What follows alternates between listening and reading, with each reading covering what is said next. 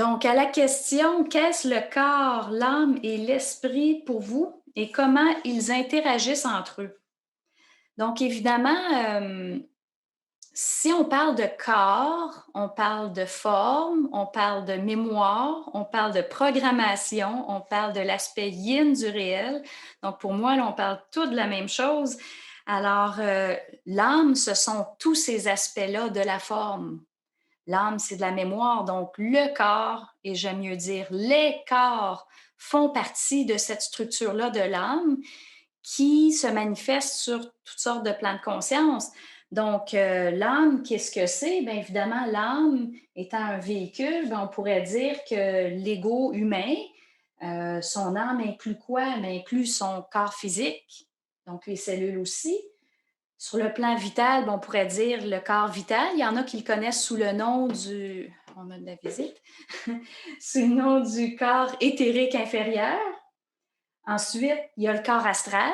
Il y en a qui l'appellent le corps de désir, le corps émotionnel. On parle tous de la même chose. Le corps mental inférieur. Donc, ça, ce sont les corps inférieurs. Puis, lorsque l'ego grandit en conscience, ben, son âme, on pourrait dire, prend une plus grande conscience. Donc, elle grandit. L'ego grandit en conscience. Donc, il va chercher les corps qui correspondent à sa conscience. Donc, sur le plan surmental, ben, on va aller chercher le double éthérique. Sur le plan supramental, l'âme, le corps, qu'est-ce que c'est? C'est ce qu'on peut appeler le corps supramental ou le couple cosmique. Et ensuite, le retour à la source où est-ce qu'évidemment la forme n'est pas manifestée. Donc, l'âme, ce sont tous nos corps. Il y a certaines personnes qui font l'erreur de dire, ben, c'est juste sur un plan de conscience, mais ça serait une grosse erreur. Dans le domaine supramental, on a tendance à dire que l'âme, ben, c'est juste astral. Mais quelle grosse erreur, parce que l'âme, c'est de la mémoire. On a aussi des mémoires solaires sur le plan supramental. Donc, c'est de vraiment être capable d'élargir notre conscience, parce que la conscience humaine vibre naturellement sur le plan astral. Mais un jour, il faut être capable d'élargir notre définition puis dire, mais c'est pas juste sur le plan astral qu'on vibre, on vibre aussi sur d'autres plans. Donc, on a cette capacité-là, justement, d'aller développer des corps supérieurs. Alors, donc, l'âme, c'est sur tous les plans de conscience. L'esprit, bien, l'esprit, ça fait partie de la conscience. Donc, pour moi, c'est vraiment un aspect.